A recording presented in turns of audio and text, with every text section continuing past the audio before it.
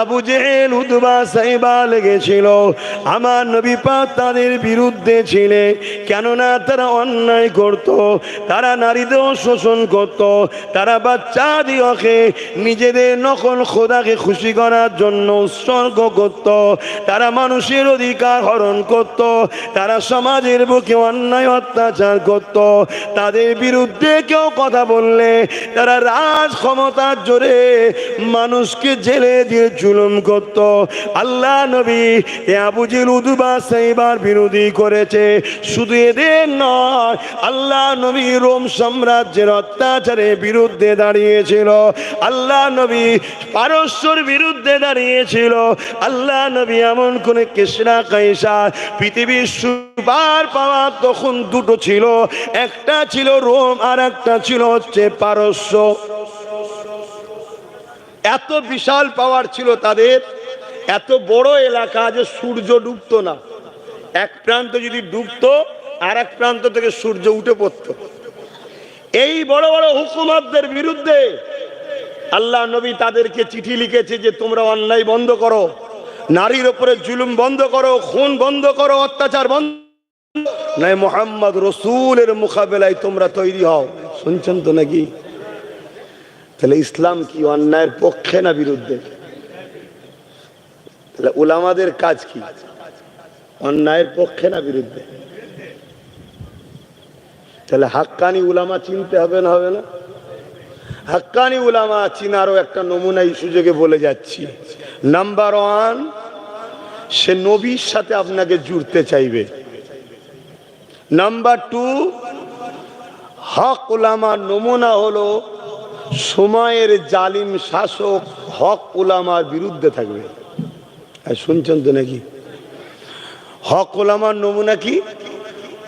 সময়ের জালিম শাসক তার বিরুদ্ধে থাকবে। আপনি দেখুন না, মিলিয়ে নেন।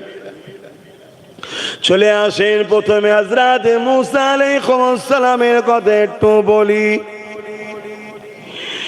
এ নওজওয়ান তরুণেরা, হযরত মুসা আলাইহিস সালামের বিরুদ্ধে ছিল ফেরাউন। কেন? মুসা নবী ন্যায়ের পক্ষে মানুষকে ডাকে, ইনসাফের পক্ষে ডাকে, মানবতার পক্ষে ডাকে, গরিবের সাহায্য করার পক্ষে ডাকে, এতিমের অধিকারের পক্ষে ডাকে। এই কথা দেখে ফেরাউন দেখতে লাগলো মুসা যদি সংগঠিত হয়ে যায়, মুসার দিকে লোক যদি বেড়ে যায়, আমি যে মানুষকে ক্ষমতার জোরে আতঙ্ক তৈরি করে ভয় দেখিয়ে মানুষের খোদা সেজে বসে আছে, মানুষের উপরে রাজত্ব কায়েম করে বসে আছে, আমার মিলিটারি দিয়ে মানুষকে ভয় দেখায়, আমার পাহারাদার দিয়ে মানুষকে ভয় দেখায়, আমার গুন্ডা বাহিনী দিয়ে মানুষকে ভয় দেখায়, আমি এই যে মানুষকে আমার গোলাম বানিয়ে রেখেছি, যদি মুসাকে রুকা না যায় তাহলে আমার রাজত্ব টিকবে না। এমনি তো একজন গণককার বলেছিল, এ ফেরাউন একটা বাচ্চা আসছে যে তোমার রাজত্বকে ধ্বংস করে দেবে। এই কথাটা শোনার সাথে সাথে ফেরাউন প্রতিটা বাড়ির সামনে সামনে দুটো করে পুলিশ দাঁড় করিয়ে দেয়, পাহারাদার দাঁড় করিয়ে দেয়। যারই ঘরে পুত্র সন্তান হয় সেই পুত্র সন্তানকে হত্যা করেছে। একদিনে শুধু ফেরাউন পুরো মিশরের জমিনে এমন করে 12,000 বাচ্চাকে কতল করেছে। কত হাজার? কিসের জন্য? বলবেন তো কিসের জন্য? ওয়াজ বুঝছেন তো নাকি? না হয়তো 500 টাকার নোট দেখালে আবার শয়তানের দিকে চলে যাবেন। আর যদি যাও অসুবিধে নেই, আমার ডিউটি পালন করছি, জাহান্নামে যাওয়ার জন্য তৈরি হও। কেন? অন্যায় শুধু নিজে হাত দিয়ে করলে হয় না, অন্যায় করার, অন্যায়কে সাপোর্ট করা সমান পাপ। দুনিয়ায় তুমি সারা জীবন থাকবে এজিদের সাথে, ফেরাউনের সাথে, নমরুদের সাথে, সাদ্দাতের সাথে, আবু লাহাব, উতবা, সাইবার সাথে, জালিম অত্যাচারীদের সাথে। আর পরকালে তুমি ভাবছো আমি দাদা হুজুরের সাথে জান্নাত যাব, আব্বাস আলী গোরাচাঁদ হুজুরের সঙ্গে জান্নাত যাওয়া স্বপ্ন দেখছো? হ্যাঁ? কিয়ামতের দিন 2 শ্রেণীর লোক মার খাবে। কয় শ্রেণী? এক শ্রেণী হলো জুলুম করার জন্য জাহান্নামে যাবে, অন্যায় করার জন্য জাহান্নামে যাবে। আর এক শ্রেণী হলো অন্যায়ের প্রতিবাদ না করার জন্য জাহান্নামে যাবে। অন্যায় করে না সে, কিন্তু অন্যায়ের বিরুদ্ধেও বলে না, সে জাহান্নামে যাবে। আমরা কোরআনের এক অংশ লিয়েছি, আর এক অংশ ছেড়েছি। ভালো কাজ করতে হবে ওইটা লিয়েছি, খারাপ কাজ মিটাতে হবে ওইটার বেলায় নেই। কোরআন মানা হলো। তাহলে অন্যায় করে জাহান্নামে যাবে, অন্যায় করেনি তাও জাহান্নামে যাবে। কেন? অন্যায়ের বিরোধী করনি কেন? এবারে প্রশ্ন উঠতে পারে যে আল্লাহ, অন্যায়ের বিরোধী করলে আমাকে তো মারবে, জেল দেবে, অত্যাচার করবে। তুই যে আমায় ভালোবাসিস বলিস, তা আমার জন্য তোকে তো পরীক্ষা আমি লবো। কি নেবে না? যদি আবু জেল না থাকতো, বেলাল হুজুরের পরীক্ষাটা কে নিত? কিছু অজ বুঝছেন তো নাকি? হযরত আব্বা জান ইব্রাহিম আলাইহিস সালাম আল্লাহ পাককে মুহাব্বত করেছিলেন, ভালোবেসেছিলেন, পিয়ার করেছিলেন। কতটা ভালোবেসেছিলেন, একদিন জিবরাইল আলাইহিস সালাম মানুষের সূরা ধরে আব্বা জান ইব্রাহিম আলাইহিস সালামকে পরীক্ষা করতে চলে আসলো। কি পরীক্ষা নিয়েছিল? আব্বা জান ইব্রাহিম আলাইহিস সালামের বাড়ির সামনে দিয়ে যেতে গিয়ে একবার জবান দিয়ে বলেছিল আল্লাহ। হযরত ইব্রাহিম আলাইহিস সালাম এই কথাটা শোনার সাথে সাথে বাইরে বেরিয়ে এসে বলেছিল, এ আল্লাহ পাকের বান্দারে, আরো একবার আপনি আমার আল্লাহর নাম নেন। জিবরাইল আলাইহিস সালাম বলেছিলেন, কেন আমি লব? আমার যখন ইচ্ছা যাবে তখন লব। ইব্রাহিম আলাইহিস সালাম বলেছিলেন, আপনি যদি আমার আল্লাহর নামে একবার নেন, আমি তাহলে আপনাকে আমার হাজার হাজার গৃহপালিত পশু রয়েছে, তার মধ্যে থেকে অর্ধেক পশু দিয়ে দেব। ইমাম দৈনিক 5 বার আল্লাহর নাম লাই মসজিদে। আমরা কখনো ইমামকে যে বলিছি আপনি আল্লাহর নাম নিয়েছেন? আপনাকে আমি প্রতি মাসে মুয়াজ্জিন, প্রতি মাসে আমি কমসে কম 200 টাকা করে নজরানা আপনার হাতে দেবো। প্রতিটা বাড়ি থেকে যদি দিত 100টা মহল্লা, তার মানে 20,000 টাকা মুয়াজ্জিনের মাইনে হয়ে যেত। আমরা বলি আল্লাহকে ভালোবাসি, তাই শুনছেন? আর ইব্রাহিম আলাইহিস সালাম একবার নাম শোনার জন্য অর্ধেক গৃহপালিত পশুতে দিলেন। জোরে বলুন সুবহানাল্লাহ। জিবরাইল আলাইহিস সালাম চলে যেতে লেগেছে, ইব্রাহিম নবী আবার বলছে, বান্দারে আরো একবার নামলে। আবার নিয়েছে, বাকি যা ছিল সেটাও দিয়ে দিয়েছে। জোরে বলুন সুবহানাল্লাহ। আবার জিবরাইল চলে যাচ্ছে, মানুষের সুরাতে পরীক্ষা হচ্ছে। আবার ডেকে বলছে আরো একবার নামলে। বলছে এবারে কি দেবেন? তুই আবার আল্লাহর নাম নিবি, তোর এই পশুগুলোকে লালন করার তো লোক লাগবে, আমি ফ্রিতে নিজেকে দান করে দেবো তোকে, তোর এই পশুগুলো লালন পালন করব। জোরে বলুন সুবহানাল্লাহ। এই ইব্রাহিম আলাইহিস সালামকেও আল্লাহ আগুনে পরীক্ষা নিচ্ছে। এটা কি ভালোবাসা নয়? তাহলে আগুনে পরীক্ষা নিচ্ছে কেন? শুনছেন আমার? মন দিয়ে শোনো যুবক, মৃত্যু দূরের গোড়ায়, কখন হবে কোনো ঠিক নেই।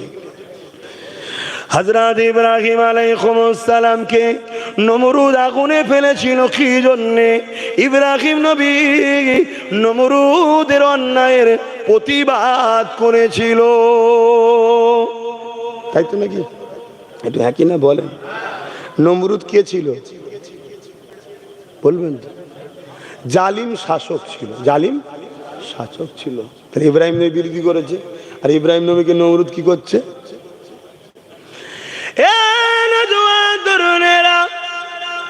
যখন ইব্রাহিম নবী নমরুদের অত্যাচারের বিরোধী করলো, নমরুদের স্বৈরাচারীর বিরোধী করলো, নমরুদ প্রজাদের উপরে যে অত্যাচার করত এবং তাওহীদ বিরোধী ছিল তার বিরোধী যখন করতে লাগলো, ওই সময় নমরুদ কি করলো? ইব্রাহিম আলাইহিস সালামকে আগুন তৈরি করলো, ওই আগুনে ফেলে দিবার জন্য ইব্রাহিম সাল্লামকে নিয়ে আসলো। এত বিশাল আগুন করেছিল, আপনাদের এই হারুয়া মল্লিকপুর গ্রামের থেকেও বড় এলাকা নিয়ে আগুন ধরিয়েছে। এই বিশাল আগুন কয়েক মাস ধরে ধরিয়েছে। এই আগুনের তাপমাত্রা এত বেড়ে গেছে, ওই আগুনে ইব্রাহিম নবীকে ফেলবে, কাছে কেউ যেতে পারছে না। এই জন্যে নমরুদ কপিকল তৈরি করলো, লাগদ্দোনার মতো এমন করে দুলনা তৈরি করলো যাতে করে দুলিয়ে দুলিয়ে সুরে টান মেরে ইব্রাহিম সাল্লামকে আগুনে ফেলে দেওয়া যায়। এই সময় ইব্রাহিম নবীকে নমরুদ বলতে লেগেছে, ইব্রাহিম এখনো সময় আছে, তুমি আমার দলে চলে আসো। এ যুবকেরা, আজ তুমি আমি যদি ভাবি অন্যায়ের বিরুদ্ধে বলতে যাস না বাবা, অন্যায়ের বিরুদ্ধে দাঁড়াস না বাবা, অন্যায় থেকে দূরে থাকিস না বাবা, তাহলে কি হবে? জেল হয়ে যাবে, টোটো চালানো বন্ধ হয়ে যাবে, কাজ বন্ধ হয়ে যাবে, মারধর খেতে হবে।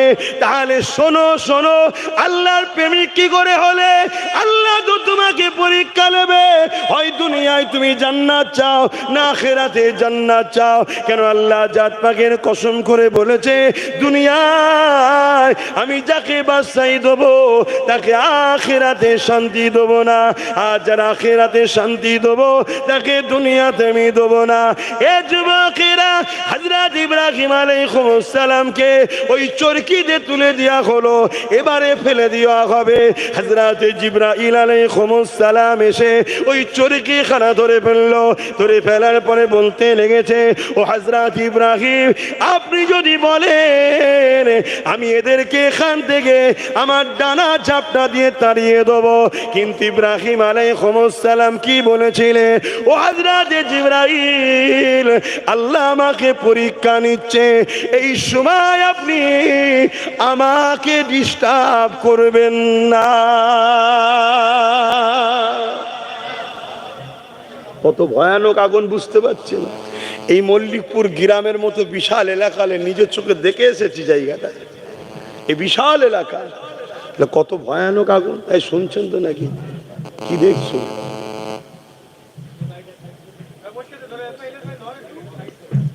সেই জায়গাতে আব্বাকে দুলনাতে তোলা হয়েছে, ফেলা হবে। আমার আব্বাজানরাও শুনছেন তো, আব্বাজানরাও শোনেন। কিয়ামতের দিনে অনেক বাপকে আল্লাহ দাঁড় করাবে, এই নামাজ পড়েছো, পাস, রোজা ঠিক আছে, হজ ঠিক আছে, দাড়ি টুপি ঠিক আছে, সংসার জীবন সব ঠিক আছে, তোমার ছেলে ঠিক ছিল? বাপ বলবে, আল্লাহ ওটা আমার ছেলেকে জিজ্ঞেস করেন না, তুমি তো গার্জেন, এই ছেলেকে ডাকো। ছেলেকে হিসাবে দেখা যাচ্ছে ছেলে ধরা পড়ে গেছে, আল্লাহ বলবে যাও জাহান্নামে। ছেলে তখন বলবে, আল্লাহ আমি যে জাহান্নামে যাচ্ছি পাপ করার জন্য, আমার বাপ যদি আমাকে করা হবে গার্ড দিত তাহলে কি আমি পাপ করতাম? তাহলে আমি পাপী হয়েছি বাপের জন্য, বাপ কেন জান্নাতে যাবে? আল্লাহ বলবে ঠিক বলেছে, একে ওর বাপের সাথে জাহান্নামে দাও, এর নাম ইসলাম। আমি আপনাদের কি ক্ষতি করছি? আমি তো আরো 10টা মৌলানার মতো বক্তার মতো পেটে রজ করে চলে যেতে পারতাম, এসব কথা বলার কি দরকার? বাবারা বাবারা বাবারা বাবারা বাবারা সব ভালো সব ভালো সব ভালো করে খেয়ে দিয়ে পকেট ভর্তি করে আমিও চলে যেতে পারতাম। তো এগুলো বলে আমার দুশ্মন বাড়বে না কমবে? দুশ্মন বাড়বে। তাও বলছি কেন? যদি না বলি কিয়ামতের দিন আব্বাস সিদ্দিকী নবী বংশের আওলাদ, দাদা পীরের আওলাদ, তো কি হয়েছে? আল্লাহর কাছে আমার একটাই রাস্তা, আমি তার দাস। শুনছেন তো? আমাকেও আল্লাহ ছাড়বে না। এবারে আমি হক কথা বলতে গেলে আজকে নমরুদের চালাগুনা আমার উপরে জুলুম করছে, করবে, আমি জানি। শুনছেন তো নাকি? কোনো দিকে না পেরে হাজার হাজার আমার জলসাকে কেটেছে। শুনছেন তো? হাজার হাজার জলসা কেটেছে। তবে এটাও শুনে রাখো, শুধু কাটার কথা বললে হয় না, নমরুদের চালাগুলো যেমন কেটেছে, আল্লাহ পাক মুহাম্মদ রসুলের গোলামকে 1000টা দরজা খুলে দিয়ে জলসাও ঢেলে দিয়েছে। লোক তো শুধু বলছে যাবেন, দোয়াটা করবেন, ওতেই হবে। আমি বলছি ওটা আমার ওই সময়টাও আর পাচ্ছি না, ওই সময়টাও পাচ্ছি না। তাহলে আল্লাহ তিনি যিনি, কেউ যদি একটা দরজা বন্ধ করে আল্লাহ হাজারটা দরজা খোলার ক্ষমতা রাখে। এই ঈমান রাখার নাম হলেই তো মুসলমান। হ্যাঁ, আমাদের ভয় কোথায়? ইব্রাহিম সাল্লামকে জিবরাইল কি বলছে, আমি কি আপনাকে হেল্প? আব্বা বলছে না, এখন পরীক্ষা চলছে, যাও, আমার আল্লাহকেও দেখতে পাচ্ছে। ইব্রাহিম কে নমরুদ আগুনে ফেলছে, কেন? ইব্রাহিম আল্লাহর জন্য হক কথা বলেছে, নাই কথা বলেছে, তাই জালিম শাসক ক্ষমতার জোরে ইব্রাহিমকে জোর করে আগুনে ফেলছে। আমার আল্লাহ তিনি শাইউন কাদির, তিনি চাইলে ইব্রাহিমকে বাঁচাতে পারে। আর ইব্রাহিমকে যদি আগুনে পুড়িয়ে আল্লাহ যদি ইব্রাহিমের প্রেমের পরীক্ষা নিতে চায়, আমি ইব্রাহিম আমার আল্লাহকে এত ভালোবাসি, একবার নয়, আবার যদি জান দেয়, আবার যদি আগুনে ফেলে, আবার যদি জান দেয়, আবার যদি আগুনে ফেলে, আল্লাহকে খুশি করার জন্যে 1000 বার আমি পুড়তে রাজি। জোরে বলুন সুবহানাল্লাহ, আরো জোরে বলুন সুবহানাল্লাহ। এ যুব সমাজ, আজ যদি আল্লাহ তোমাকে পরীক্ষা নেয়, তুমি হক কথা বলার জন্য তোমার কাজটা যদি আটকে যায়, তোমার ঘরটা যদি আটকে যায়, তোমার কারবারটা যদি বন্ধ হয়, তোমার নামে যদি মিথ্যা মামলা হয়, আরে আল্লাহ যদি তোমায় পরীক্ষা নেয়, তুমি তো হক কথা বলেছো, গরিবের পক্ষে বলেছো, ইনসাফের কথা বলেছো, এটা তো আল্লাহর জন্য বলেছো, কেন তুমি নিরাশ হচ্ছ? আমার আল্লাহ তোমাকে পরীক্ষায় পাস করাবে। জোরে বলুন সুবহানাল্লাহ। এবারে কেউ যদি বলে হুজুর আমায় যদি মেরে দেয়, তুমি যদি হকের পক্ষে থাকার জন্য মরতে পারো, ওই মরণ পুরো পৃথিবীর ধন দৌলতের বিনিময়ে আমি নিতে রাজি আছি। শুনছেন তো নাকি? আমার কথা বুঝতে পারলেন না? একদিকে পুরো পৃথিবীর ধন দৌলত, আর একদিকে জন্য মরণ। এই মরণটা এত দামি, খুব কপালওয়ালা ছাড়া পাই না। শুনছেন তো? হ্যাঁ, মরণ তো সেই হবে। কবে হবে বলেন বলেন? যেদিন আল্লাহ ফিক্সড করেছে সেই দিন তো নাকি? পুরো পৃথিবী মিলে যদি চেষ্টা করে একদিন আগে মরণ দিতে পারবে না? এটা হ্যাঁ কি না বলবেন তো? কার কার বিশ্বাস যে পুরো পৃথিবী মিলেও চেষ্টা করলে আল্লাহ যেদিন মৃত্যু রেখেছে তার একদিন আগেও মৃত্যুকে কেউ আনতে পারবে না? বিশ্বাস করা করেন, হাত তুলে দেখা। আরে এত যখন ইমানদার বসে আছে, তাহলে ভয়টা কিসের খান? আর যেদিন মৃত্যু রেখেছে আল্লাহ, সেদিন যদি আপনি আমেরিকার প্রেসিডেন্ট হবার ঘোষণাও পান, গদির দিকে যাচ্ছেন বসবে বলে, বসাও হবে না, গদির দিকে চেয়েই মরণ হয়ে যাবে যদি ওই অবস্থায় মরণ থাকে। শুনছেন তো নাকি? কেউ সবাই মিলে 1 সেকেন্ডও বাড়াতে, 1 মিনিট পারবে না। এইটা হলো ঈমান, এইটা হলো ঈমান। তাহলে তোমার আমার ডিউটি আল্লাহ দিয়েছে, ন্যায়ের পক্ষে থাকো, অন্যায়ের বিরোধী করো। এই অন্যায়ের বিরোধী করতে গিয়ে তোমার যদি মরণ হয়, তুমি আল্লাহর খুশির জন্য গলায় মরণকে লাও। এটাই তো তোমার প্রেমের পরীক্ষা। এই অন্যায়ের বিরোধী করতে গিয়ে তোমার যদি জেল হয়, জেলে যাও। এই অন্যায়ের বিরোধী করতে গিয়ে তোমার নামে যদি মিথ্যা মামলা হয়, মিথ্যা মামলা লাও। এই অন্যায়ের বিরোধী করতে গিয়ে তোমাকে যদি গ্রাম ছাড়তে হয়, গ্রাম ছাড়ো। মুসা আলাইহিস সালাম 6 বছর নিজের এলাকা ছাড়া ছিল। তুমি আমি কোথাকারের কে? হ্যাঁ, মুসা আলাইহিস সালামকে আল্লাহ পরীক্ষা নিয়েছে, দিয়ে আমাদেরকে দেখিয়েছে, দেখো আমার মাহবুবের সঙ্গে কি হচ্ছে, দেখো। শুকরিয়া আদায় করো যে আল্লাহ তোমাদেরকে এখনো অনেক ভালো রেখেছে, এখনো সময় আছে। মরণ তো হবেই। দুনিয়ায় যদি অন্যায়ের সঙ্গে গা মিলিয়ে চলো, জালিমের সঙ্গে গা মিলিয়ে চলো, আজকের এজিদদের সঙ্গে গা মিলিয়ে চলো, তালে তাল মিলিয়ে চলো, হয়তো দুনিয়ায় তোমার কিছুদিন একটু রসগোল্লা পান্তুয়া ভালোই চলবে, কিন্তু কবরে 99টা সাপ হবে, এটা তুমি মাথায় রেখে দিও, আমার নবীর কথা। আর তুমি যদি মনে করো না আমার আখিরাতে শান্তি দরকার, তাহলে তুমি দুনিয়ার হকের পক্ষে থাকো, ন্যায়ের পক্ষে থাকো, ইনসাফের পক্ষে থাকো। অবশ্যই তোমার দ্বারাই এই জমিনের বিধবা হক পাবে, এতিম হক পাবে, জুলুম খতম হবে, বেইনসাফি খতম হবে, নেশা খতম হবে। এই জমিনে আবার ইসলামের যে মূল ধারা, সেই ধারা আবার প্রতিষ্ঠিত হবে। জোরে বলুন সুবহানাল্লাহ, আরো জোরে বলুন সুবহানাল্লাহ। তুমি সেই কাজ করবে না? আল্লাহ তোমায় যৌবন দিয়েছে, তাকত দিয়েছে, হাত দিয়েছে, পা দিয়েছে। আল্লাহ দিয়ে হাত দিয়ে তুমি ইসলামের বিরুদ্ধে কাজ করো, ইসলামের পক্ষে কাজ করবে কবে? আল্লাহ দিয়া পা দিয়ে ইসলামের বিরুদ্ধে হাঁটছো, ইসলামের পক্ষে হাঁটবে কবে? আল্লাহ দিয়া জবান দিয়ে ইসলামের বিরুদ্ধে কথা বলছে, ইসলামের পক্ষে কথা বলবে কবে?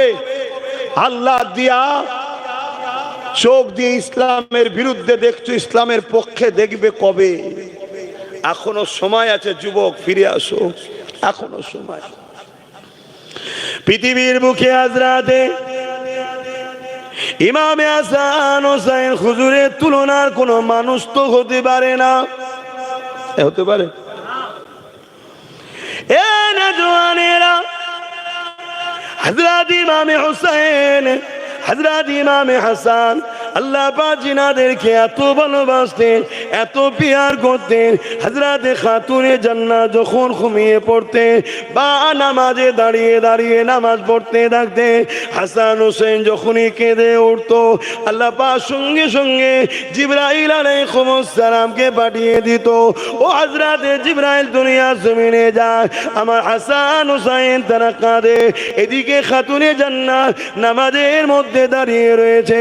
ও হযরত জিবরাইল হাসান হোসেনকে গিয়ে আপনারা সান্ত্বনা দেন। এ যুবকেরা, তরুণেরা, বাপেরা, সেই ইমামে হাসান হোসেন এজিদের বিরোধী করেছিল, এজিদের অন্যায়ের বিরুদ্ধে বলেছিল, এজিদের সন্ত্রাসীর বিরুদ্ধে বলেছিল, এজিদের জুলুমের বিরুদ্ধে বলেছিল। এ যুবকেরা, আল্লাহ নবী, নূহ নবী, দয়া নবী যে ইমামে হাসান হোসেনকে এই ঘোষণা দিয়েছে, ছোটবেলাতেই নবী আমার জানিয়ে দিয়েছে ইমামে হাসান হোসেন হলো আল্লাহ পাকের জান্নাতি যুবকদের সর্দার।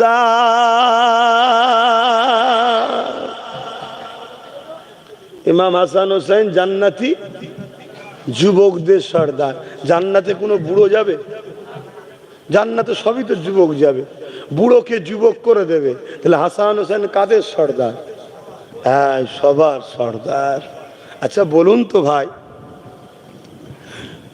দুনিয়ায় যদি কাউকে একটা চেয়ারম্যান করা হয়, একটা প্রধান করা হয়, বা একটা কোন স্কুলের কিছু দায়িত্ব দেওয়া হয়, তার হাতে পাওয়ার থাকে, সে যাকে খুশি স্কুলে নিতে পারে, যাকে খুশি বাদও দিতে পারে, কোনো বাচ্চা ভুল করলে টিসিও দিতে পারে, করে না? করে না?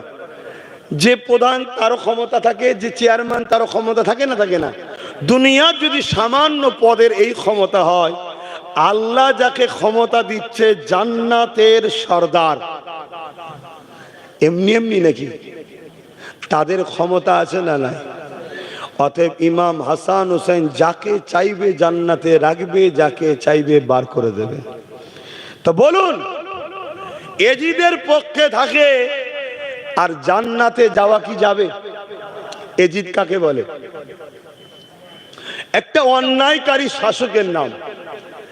একটা নাচনেওয়ালা, গানেওয়ালা, শরাবি, তার রাজ দরবারে নারীদের নিয়ে নাচ হতো, শরাব পান হতো, প্রজাদেরকে জুলুম করত, মানুষের অধিকার কেড়ে নিত। এজিদের বিরুদ্ধে কেউ কথা বললে এজিদ তাকে হত্যা করত, তাকে জুলুম করত, তাকে মারত। এইরকম একটা ভয়ঙ্কর অত্যাচারী শাসকের নাম হলো এজিদ। শুনছেন? আর ইমাম হোসেন কার নাম? গরিবের পক্ষে, ইনসাফের পক্ষে, মানবতার পক্ষে, ন্যায়ের পক্ষে, সত্যের পক্ষে, মজলুমের পক্ষে, নানা দিনকে বাঁচাবার পক্ষে। জোরে বলুন সুবহানাল্লাহ। কারবালা কি সেদিনই শুরু সেদিনই শেষ? কারবালা আজও হবে, যুগে যুগে কারবালা হচ্ছে, যুগে যুগে হোসাইনিও আছে, এজিদিও আছে। তোমরা কোন দিকে? জোরে বলো। হোসাইনি কখনো জালিম হতে পারে না, হোসাইনি কখনো চরিত্রহীন হতে পারে না, হোসাইনি কখনো গরিবদের লুটতে পারে না, হোসাইনি কখনো সারাবি হতে পারে না, হোসাইনি কখনো মানুষের উপর অত্যাচার করতে পারে না। হোসাইনি তো জুলুমকে মিটাবার নাম, অত্যাচারকে মিটাবার নাম, ন্যায়কে প্রতিষ্ঠিত করার নাম। তোমরা যদি বলো আমরা হোসাইনি, তাহলে তোমাদের ঘরে বুকের তাজা খুন দিয়ে হলো অন্যায়কে মিটাতে হবে, জুলুমকে মিটাতে হবে, নারীর অধিকার দিতে হবে, মানুষের মর্যাদা দিতে হবে, এতিমের অধিকার দিতে হবে। এক কথায় আজকের এজিদিদের বিরুদ্ধে তোমাকেও লড়াই করতে হবে, তবেই তো তুমি হোসাইনি। আর না হয় মুখে দাবি করে লাভ নাই। শুনছেন তো নাকি? আমি দুটো হোসাইন হুজুরের ওয়াকিয়া বলে চলে যেতে পারতাম, আমার কোনো দুশ্মন হতো না। উপরন্তু আজকের এজিদরাও বলতো ঠিক আছে, আব্বাস সিদ্দিকী আসলে আমাদের আপত্তি নাই। শুনছো তো নাকি? কিন্তু বাপ, আমিও দাবি করি আমি হোসাইনি, আমিও দাবি করি আমি আব্বাস হোসাইনি। আর আমি যদি অন্যায়ের সঙ্গে হাত মিলাই, সামান্য একটা গাড়ির জন্য, সামান্য একটা বুলু আলো জ্বলবে, সামান্য সামনে দুটো পুলিশ ভ্যান, পিছনে দুটো পুলিশ ভ্যান, কিছু টাকা পাবো, 3000 টাকা মাইনে, 1000 টাকা ভাতা, কিছু তেরপল, চাল, আলু, পেঁয়াজ। শুনছো তো নাকি? তাহলে কিসের হোসাইনি আমি? আরে বড় দুঃখ, এ সমাজের উলামারা, আলেমরা, পীর পীরজাদারা শুধু ফোন করে বলে দিচ্ছে একটা ফরচুনার পাঠিয়ে দাও, আমি আছি। একটু মাথায় আলোটা লাগালে আর একটু ভালো হয়। আজকের এজিদ গুলো দেখছে দালাল তো ভালোই পেয়েছি রে, অল্প পয়সায় কাজ মিটছে। দালাল পীর, দালাল পীরজাদা, দালাল মুফতি, দালাল মাওলানা, দালাল ইমাম, যারা আমার নবীর দিনটাকে ধ্বংস করছে, এই যুব সমাজের ভবিষ্যৎকে ধ্বংস করছে, এই বাচ্চাগুলোর ভবিষ্যৎকে ধ্বংস করছে। এই সমাজ আজকে ধ্বংস হয়ে যাচ্ছে। আজকে এই দালাল পীর পীরজাদা মুফতি মাওলানার মুখে কোনো কথা নাই। এরাও বলে আমরা হোসাইনি, বললে হবে না। হোসাইনির কাজ হলো এজিদিদের বিরুদ্ধে কথা বলা। তাতে যদি ধর থেকে করলে আবার যাই যাবে। কারবালা হয়েছে, কারবালার আখেরি মাঠ বাকি আছে। লড়াই তো যুগে যুগে হচ্ছে। আখেরি মাঠে ইমাম মেহেদীর নেতৃত্বে হোসাইনি তো ফতে হবে। জোরে বলুন সুবহানাল্লাহ, আরো জোরে বলুন সুবহানাল্লাহ।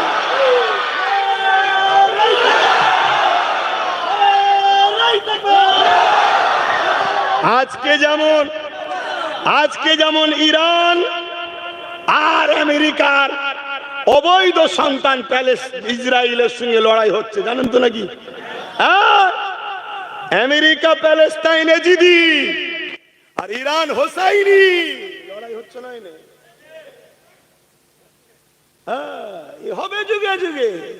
আল্লাহ পাক কখনো কাউকে বিজয় দিয়ে সম্মানিত করে, কাউকে আবার শহীদ করে সম্মানিত করে। এজিদ কিছুক্ষণের জন্য হয়তো কারবালায় জিতেছিল, কিন্তু এজিদ জিতেও অপমান, বেউজ্জতি, লাঞ্ছিত, ধ্বংস। আর হোসাইন পাক আমাদেরকে শিক্ষা দিয়ে গেছে। আরে নানার কাঁধে চড়ে বড় হয়েছি, নানার জিভ চুষে বড় হয়েছি, নানা যখন সেজদায় যেত নানার পিঠে উঠে বড় হয়েছি। তোরা কাবা গেলে কাবা তোদেরকে সালাম দেয় না, আমি হোসাইন কাবায় গেলে কাবা আমাকে দেখে আনন্দ করে খুশিতে সালাম দেয়। আমি সেই হোসাইন গর্দানকে দিয়ে দিয়েছি, জালিমদের সঙ্গে হাত মিলাইনি। তুমি জেলার সাহেবই হও না কেন, অন্যায়ের সঙ্গে হাত মিটিয়ে তুমি কখনো হোসাইনি হতে পারো না, পারো না, পারো না। শুনছেন তো নাকি?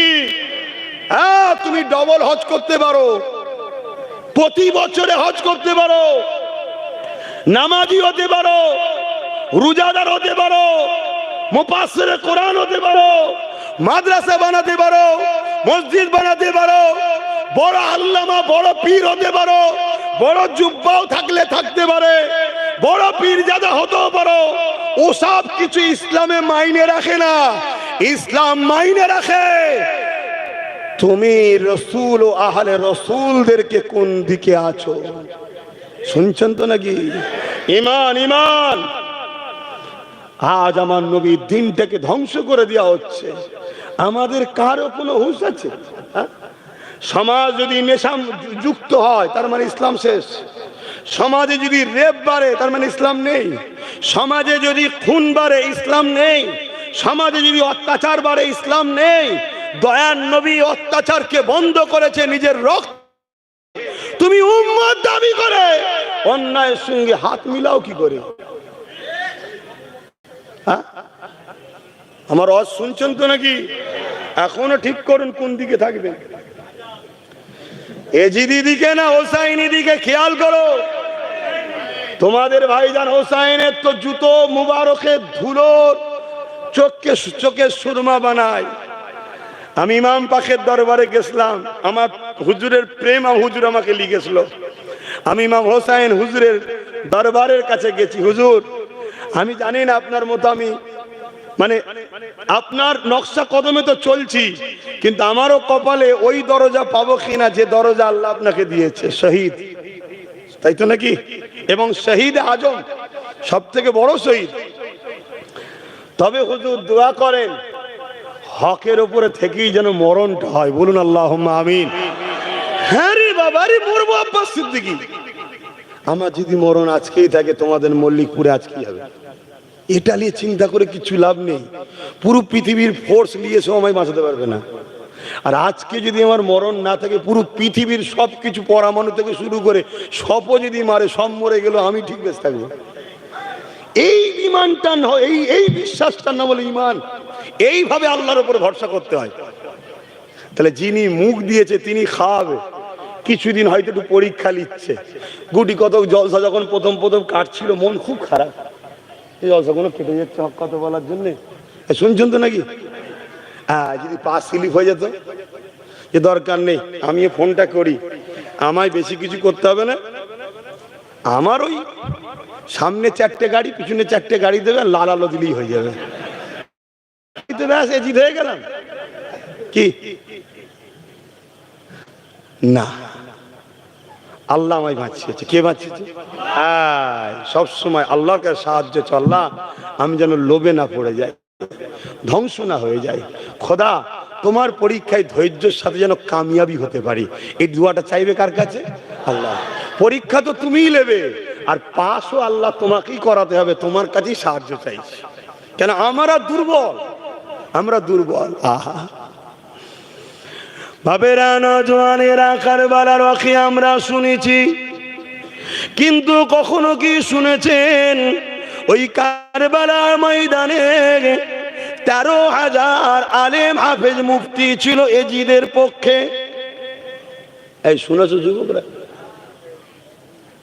একটু হ্যাঁকি না বলেন। কার কাছে শুনেছি? আচ্ছা, আমার কাছে বাদ দিয়ে কখনো শুনেছি? তাহলে কি আমি আলাদা তারিখ পড়ি আর অন্য উলামারা আলাদা তারিখ পড়ে? না, আমি যদি ভুল বলতাম তাহলে তো উলামারা ধরে নিত। তারাও পড়েছে, বলে না, বলে না। বাবেরা, মন দিয়ে শুনে রেখে দা, নবী আমার জানিয়ে দিলেন আখরি জামানাতে আসমানের নিচে জমিনের উপরে সব থেকে নিকৃষ্ট হবে একদল উলামা। কারা? প্যান্ট পরা দাড়ি চাচা। কারা? সব উলামা বললে হবে না, একদল বলতে হবে। কেন? উলামাদের ঘরে এহেনত করলে কুফরি হয়। আল উলামা এহেনতুল কুফরুন। আর কুফরি হারে যদি মারা যায় সারা জীবন জাহান্নামে। শুনছেন তো নাকি? একদল। আল্লাহ নবী আরো বললেন আখিরি জামানায় মসজিদ ভর্তি নামাজি থাকবে, একটাও ইমানদার থাকবে না। কোথায় থাকবে? হাদিসগুলো একটু বলছিল, সারা দেন না, অসুবিধা হচ্ছে নাকি? এই সময় উকর চলে যাচ্ছে, তাই বলে মসজিদ ভর্তি নামাজি থাকবে, একটাও ইমানদার। ইমাম কি মসজিদের বাইরে থাকে? একটাও ইমানদার। তাহলে ইমাম ওর মধ্যে পড়ছো তো, চলে আসেন। এ যুবকেরা, তরুণেরা, আল্লাহ নবী জানিয়ে দিলেন আখিরি জামানায় হাতে তালুতে আগুন রাখার থেকেও ঈমান বাঁচানো বড় কষ্ট হয়ে যাবে। এখানে কেউ কি আছেন হাতে তালুতে এক টুকরো আগুন রাখতে পারবে? কখনোই সম্ভব নয়। তার থেকেও কঠিন হলো ঈমানটা বাঁচানো। তাই আল্লাহর কাছে সাহায্য চাই। ও রব্বি আল্লাহ, আপনি, আমি, আব্বাস আমার ঈমানকে বাঁচান, আমাদের ঈমানকে বাঁচান। বলুন আল্লাহুম্মা আমিন। কেন আখিরি জামানা শুরু হয়ে গেছে। এ যুবকেরা, তরুণেরা, বাপেরা, আরো একটা হাদিস বলে যায়। আল্লাহ নবী জানিয়ে দিলেন আখিরি জামানাতে আমার উম্মতিরা প্রচন্ড মার খাবে। কিভাবে মার খাবে? আল্লাহ নবী বলেছে একটা পাত্র যদি খাবার থাকে আর ক্ষুধার্ত পশুগুলো ওই পাত্রের উপরে ঝাঁপিয়ে পড়ে, এইভাবে আমার উম্মতের উপরে আখিরি জামানাতে একদল মানুষ তাদের উপরে ঝাঁপিয়ে পড়ে তাদেরকে ছিন্ন বিচ্ছিন্ন করে হত্যা করে দেবে। আমরা যদি সোশ্যাল মিডিয়ায় দেখি, এই হাদিস কিন্তু বাস্তবে শুরু হয়ে গেছে। আমার পশ্চিম বাংলাতে বেলগাছিয়াতে গত কয়েক সপ্তাহ আগে মাত্র 3টে মুসলিম যুবক ছেলেরাতে 20-25 জনের ভিড় এমন করে ঝাঁপিয়ে পড়ল, তাদেরকে পিটিয়ে পিটিয়ে রক্তাক্ত করে দিল। কেননা তারা ছিল মুসলমান। এই জন্যে এ যুবকেরা, তরুণেরা, যুবকেরা, 4টে হাদিস বললাম। প্রথম নম্বর হাদিস নবী আমার জানিয়ে দিলে আসমানের নিচে জমিনের উপরে সব থেকে নিকৃষ্ট হবে একদল উলামা। দ্বিতীয় নম্বর হলো মসজিদ ভর্তি নামাজি থাকবে, একটা ইমানদার থাকবে না। 3 নম্বর হলো হাতে তালুতে আগুন রাখার থেকেও ইমান বাঁচানো বড় কষ্ট হবে। 4 নম্বর হলো আমার উম্মতদের উপরে ক্ষুধার্ত পশুরা যেভাবে খাদ্যর উপরে ঝাঁপিয়ে পড়ে, আখিরি জামানাতে আমার উম্মতদের উপরে এইভাবে ঝাঁপিয়ে পড়ে তাদেরকে হত্যা করবে, তারা প্রচুর মার খাবে। এ যুবকেরা, তরুণেরা, এর কারণটা কি? এবারে মিলিয়ে এলান। আল্লাহ নবী জানিয়ে দিলে এ দুনিয়ার মানুষেরা শুনে রেখে দাও, অন্যায় দেখলে হাত দিয়ে তোমাদেরকে রুখতে হবে। যদি হাত দিয়ে রুখতে না পারো, মুখ দিয়ে তার প্রতিবাদ করো। যদি মুখে প্রতিবাদ করতে না পারো, অন্তর থেকে ঘৃণা করে দূরে সরে যাও। শুনছেন? তাহলে অন্যায় দেখলে কি করতে হবে? হাত দিয়ে রুখতে হবে। যদি হাতে ক্ষমতা না থাকে, মুখ দিয়ে প্রতিবাদ, মুখেও ক্ষমতা নেই, অন্তর থেকে ঘৃণা করে সরে যেতে হবে। এই 3টের মধ্যে কোনোটা যদি না থাকে, তার মধ্যে ঈমান নাই। 1 নম্বর ঈমান কি? হাত দিয়ে রুকা। 2 নম্বর ঈমান কি? মুখ দিয়ে প্রতিবাদ। 3 নম্বর ঈমান কি? খুবই দুর্বল কিন্তু ঈমান আছে। যেমন কচু পাতাতে পানি দিলে যেমন টলমল করে, ওই রকম ঈমান আছে কিন্তু খুবই দুর্বল। তারপরেও যদি ঘৃণা করে সরে যায়, ঈমান থাকবে। আর যদি 3টের মধ্যে কোনোটা না থাকে, ঈমান নাই। এখন আমি জানতে চাইছি, মসজিদ, মাদ্রাসা, কবরস্থান, ঈদগাহ, খানকা, এগুলো আমাদের তো নাকি? এগুলো ইসলামের সম্পদ তো নাকি? ইসলামের পেহচান তো নাকি? আজ যদি কেন্দ্র সরকার ক্ষমতার জোরে আইন তৈরি করে মসজিদ, মাদ্রাসা, কবরস্থান, ঈদগাহ, খানকাকে ভাঙতে চায়, তাহলে ইসলাম অনুযায়ী ঈমানদার তো সে যে কেন্দ্র সরকার এই অন্যায় আইনের বিরুদ্ধে হাত দিয়ে লড়বে। শুনছেন তো? আগে বলুন, কেন্দ্র সরকার এই যে আইনটা করেছে, নাই করেছে না অন্যায় করেছে? তাহলে রাসূল বললেন অন্যায় দেখলে কি করতে হবে? হাত দিয়ে রুখতে হবে। তাহলে কেন্দ্র সরকারের এই কালা কানুনের বিরুদ্ধে হাত দিয়ে লড়াইয়ের দরকার আছে না নাই? যদি হাতে ক্ষমতা না থাকে দ্বিতীয় ঈমান মুখ দিয়ে প্রতিবাদ, যদি মুখেও ক্ষমতা না থাকে অন্তর থেকে ঘৃণা করা। যদি কেন্দ্র সরকারের কালা কানুনের বিরুদ্ধে কোনো মুসলমানের হাত দিয়ে লড়ারও ক্ষমতা নেই, মুখ দিয়ে লড়ারও ক্ষমতা নেই, অন্তর থেকে ঘৃণা করারও ক্ষমতা নেই, রাসূলুল্লাহর হাদিস অনুযায়ী তার মধ্যে ঈমান। জোরে বলুন। আমার কথা বলছি না, নবীর কথা বলছি। এই হাদিসটাকে কি আপনারা কেটে দেবেন নাকি?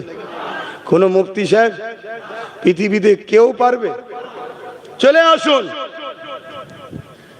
ঠিক তেমনি এই ওয়াকফ কালা কানুনের বিরুদ্ধে আমরা প্রতিবাদ করব, আন্দোলন করব। পশ্চিম বাংলার বুকেও আন্দোলনের দরকার আছে না নাই? যদি আন্দোলন না করি, প্রতিবাদ না করি, তাহলে তো রাসূলের হাদিস অনুযায়ী আমাদের ঈমান থাকবে না।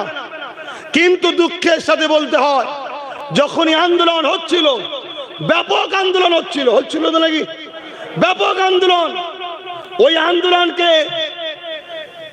হাতিয়ার করে কেন্দ্রের বিরুদ্ধে রাজ্যের পক্ষে দালালিটাও অনেকে করছিল, জানেন তো নাকি? কি তারপরেও আন্দোলন হচ্ছিল।